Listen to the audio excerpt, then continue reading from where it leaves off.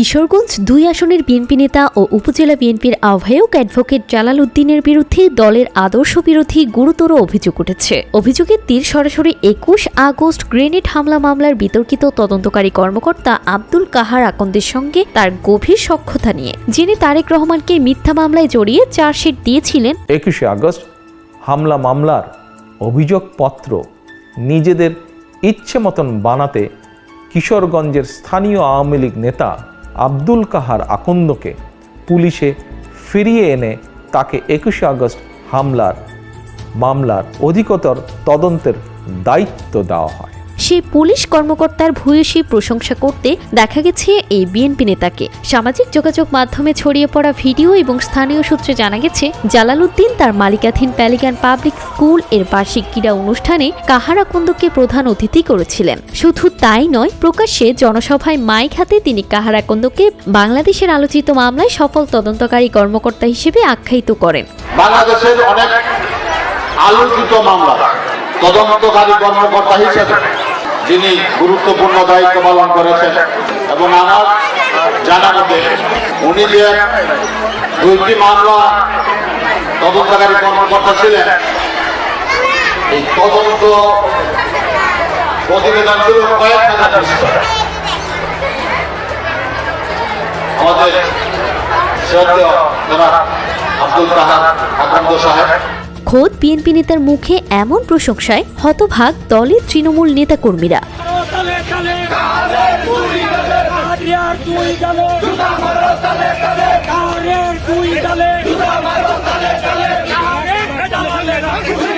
তবে এসব বিষয়ে জানতে চাইলে জালাল উদ্দিন অভিযোগগুলো সম্পূর্ণ মিথ্যা বলে দাবি করেন। ভিডিওর সত্যতা অস্বীকার করে তিনি বলেন, কাহার আকন্দকে অতিথি করার বিষয়ে তার যুক্তি, প্রতিষ্ঠানটি যৌথ মালিকাধীন এবং সেটি ছিল স্কুলের একটি সাধারণ অনুষ্ঠান, কোনো রাজনৈতিক কর্মসূচি নয়। অভিযোগ রয়েছে, গত ১৭ বছর ধরে অ্যাডভোকেট জালাল উদ্দিন স্থানীয় আওয়ামী লীগ নেতাদের সঙ্গে ঘনিষ্ঠ সম্পর্ক বজায় রেখে চলছেন। সাবেক এমপি সোহরাব উদ্দিন, রাতের ভোটের এমপি নূর মোহাম্মদ এবং ট্রাইব্যুনালের প্রসিকিউটর মোখলেসুর রহমান বাদলকে ফুল দিয়ে শুভেচ্ছা জানানো ছবিও ফাঁস হয়েছে। সর্বশেষ অভিযোগ, ৫ আগস্টের পর পাকুন্দিয়া আওয়ামী লীগ নেতা হাজী মকবুল হোসেনকে জামিন করানোর কথা বলে তিনি ১০ লাখ টাকা ঘুষ নিয়েছেন। টাঙ্গাইলের মকবুল সাহেবের কাছ থেকে ১০ লক্ষ টাকা নিয়ে ওনার জামিনের ব্যবস্থা করেছেন। এটা উনি আমাকে বলছে যে আমি এটা মিথ্যা বলছি।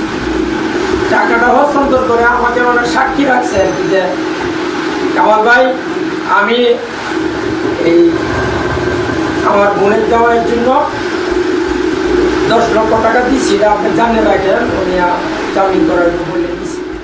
ভুক্তভোগী পরিবার সংবাদ সম্মেলন করে এই টাকা লেনদেনের বিষয়টি নিশ্চিত করেছেন। এসব অভিযোগের বিষয়ে কিশোরগঞ্জ ২ আসনের সাবেক এমপি ও বিএনপির প্রভাবশালী নেতা মেজর আক্তারুজ্জামান দৈনিক সকালবেলাকে বলেন, জালালের সঙ্গে আব্দুল কাহার আকন্দের ঘনিষ্ঠতার বিষয়টি আমি অনেক আগেই জানতাম এবং হাইকমান্ডকে জানিয়েছিলাম।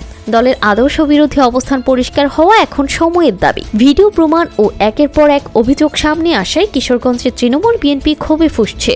এলাকায় কাহারের ২ গালে জুতা মারো তালে তালে স্লোগান দিয়ে জালাল উদ্দিনের বহিষ্কার দাবি করে বিক্ষোভ মিছিল করছেন সাধারণ নেতাকর্মীরা।